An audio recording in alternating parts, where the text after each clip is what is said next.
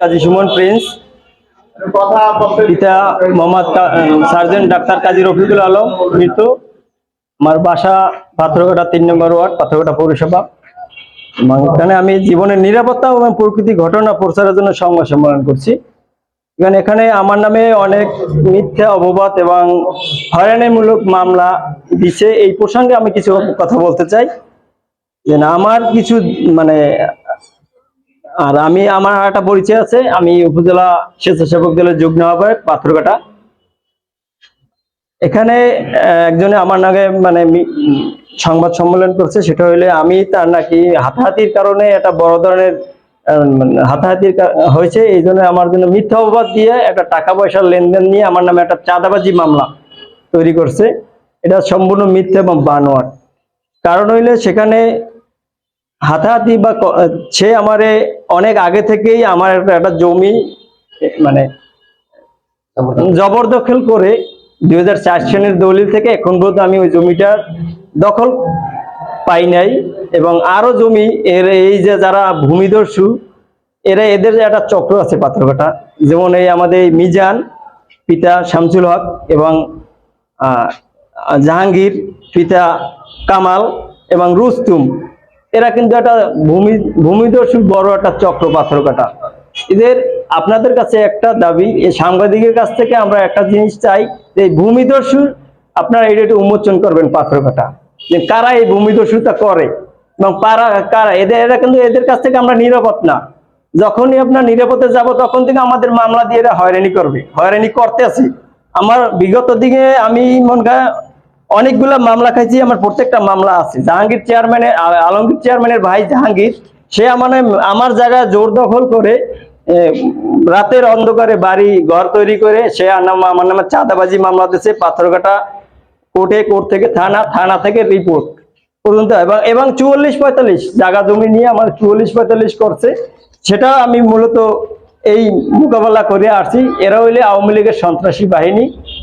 এদের কারণে আমরা এই জমি, কবলাকৃত জমি কোনোদিনই দখলে যাইতে পারি নাই, এখন পর্যন্ত যাইতে পারিনি। এটা আমরা সুষ্ঠু বিচার চাই, এটা প্রশাসনের কাছে এবং পাথরঘাটা থানা মহোদয়, ওসি মহোদয় এবং উপজেলা ইউনো স্যারের মহোদয় এবং যারা প্রশাসনিক লেভেলে আছেন তাদের কাছে আমাদের একটাই দাবি, যে এই ভূমিদস্যু এবং আওয়ামী লীগের সন্ত্রাসী যারা এই জমি দখল করছে তাদেরকে আপনারা একটু গ্রেপ্তারের আওতায় আনেন বা আইনের আওতায় আনেন, তাহলে আমরা পাথরঘাটাবাসী হয়তোবা শান্তিতে থাকতে পারবো।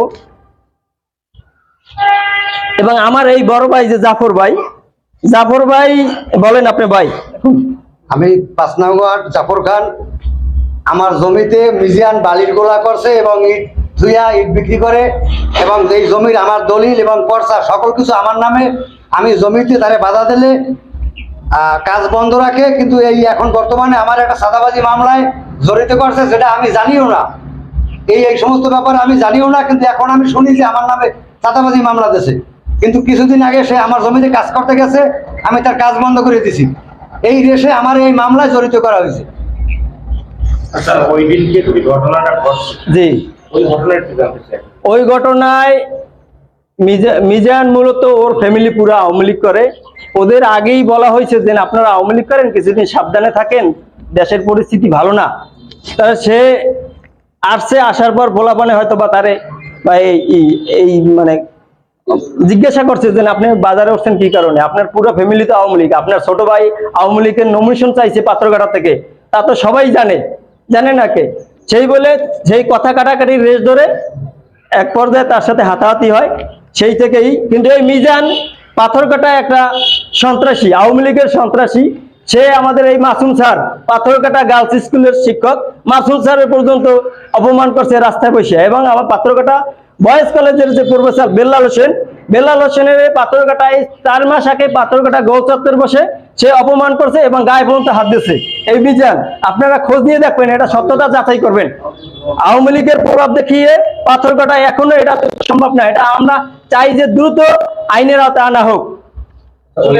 ব্যবসায়ী মিজানের একটি দাবি যে আপনি নাকি আসলে ওই সময় হামলা করছেন এবং লুট করতেন তার দোকান, এবং লুট করে 8 লাখ টাকা মুদ্রায় নিয়ে গেছেন।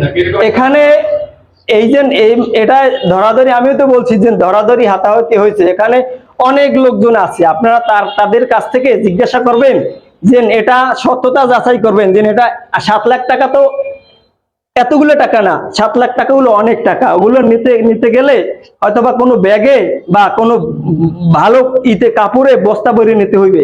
7 লাখ টাকা কিন্তু পকেটে ভরে নেওয়া যায় না, এটা আপনারাও জানেন, ঠিক আছে। আর এই যে আমার আর এক বড় ভাই আছে, আসেন রকিব ভাই, আসেন এখানে আসেন।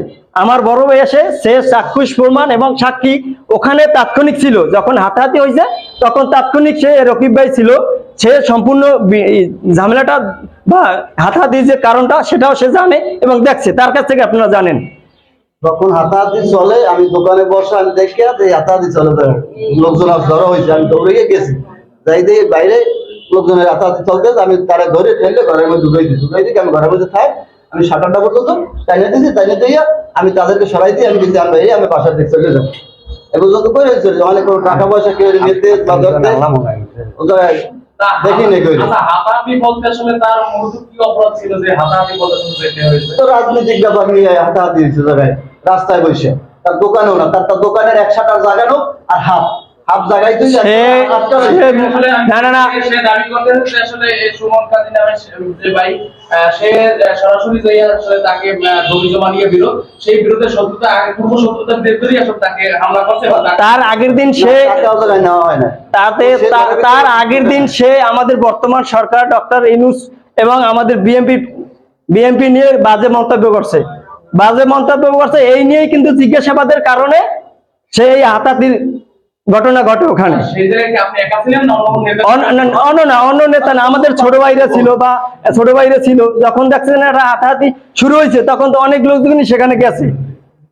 এখন তার বিরুদ্ধে আপনারা শেষ পর্যন্ত আমার শেষ কথা, আমি চাই যে যারা এই পাথরঘাটা যারা এই সন্ত্রাসী কার্যকলাপ করে এদেরকে দমন করার জন্য পাথরঘাটা ওসি মহোদয় এবং ইউনো স্যার মহোদয় এবং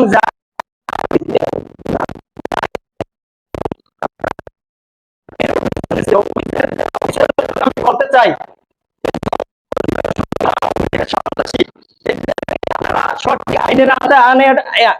একটা বিচারের ব্যবস্থা করবেন এবং আমি যে কথাগুলো বলছি এই কথাগুলো আপনারা সঠিকভাবে তদন্ত করে তদন্তের মাধ্যমে এর বিচার করবেন। আর আমি যদি কোনো ওই জায়গায় কোনো অপ্রীতিকর কোনো ঘটনা বা টাকা পয়সার কোনো জড়িত থাকি তাহলে আমার বিচার এই আইনের আওতায় আনা হোক। আমি এই জনগণের কাছে পাথরঘাটা উপজেলাবাসীর কাছে আমি একটা জিনিস বলতে চাই যে আমি যদি কোনো খারাপ ছেলে হই পাথরঘাটা, তাহলে আমার আইনে আওতায় আনেন আপনারা। আর আমি যদি ভালো হয়, মিথ্যা অপবাদ আমার রাখে, তাহলে আপনারা এর বিচার আপনারা করবেন।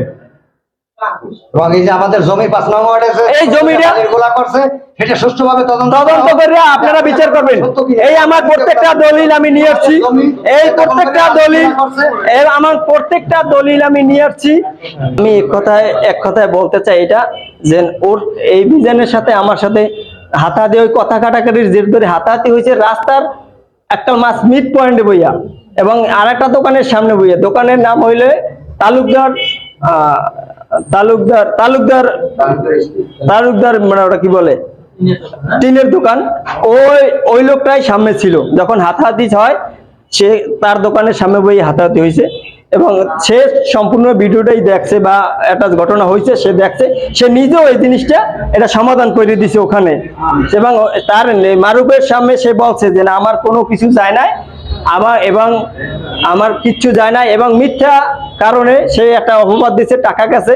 সে মারুফের সামনে বলছে যে না আমার কোনো টাকা পয়সা যায় নাই এবং আমার একটা ঘড়ি আর একটা মোবাইল পড়ে গেছে, হয়তোবা কেউ নিয়েছে, এরকম হইতে পারে, এইটা সে বলছে। ওইখানে যারা মারুফ যে দোকানদার,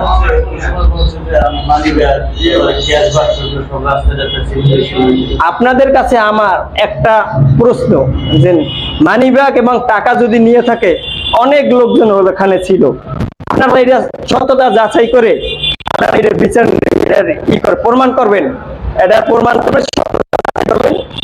আমার কিন্তু এই কমলা দুইটাই নিয়েছি, যে জমির 4 থেকে দলিল পর্যন্ত আমি এখন পর্যন্ত জমির খাইতে পারি নাই এই আওয়ামী লীগের সন্ত্রাসীদের কারণে।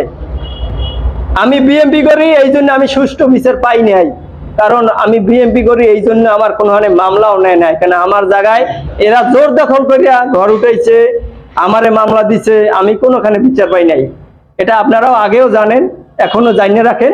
আমি এর সুষ্ঠু বিচার চাই এবং আমি জমিটা আমার ফেরত আর চাই। আমি এই মামলার 3 নং আসামি হয়েছি, কিন্তু এই মামলা সম্পর্কে যে কোন জায়গায় ঘটনা করছে আমি সেটাও জানি না। আমার বাসা হলো 5 নং ওয়ার্ডে, আমার দোকান সেইখানে, কিন্তু এই ঘটনার তারিখও জানি না এবং ঘটনাস্থলে আমি আসিও নাই। কিন্তু আমি এই মামলার আসামি হয়েছি শুধু আমার এই জমির কারণে।